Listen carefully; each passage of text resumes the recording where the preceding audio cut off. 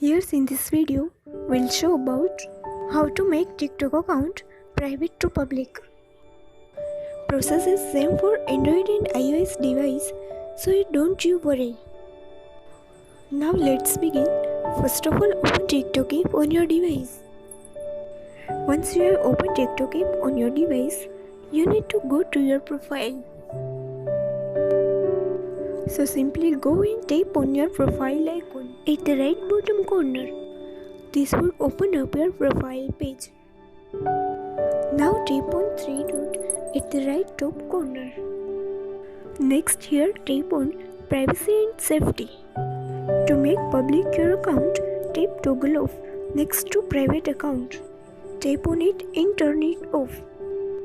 Again tap on confirm. Also you can choose you can download your videos and your account is turned into a public.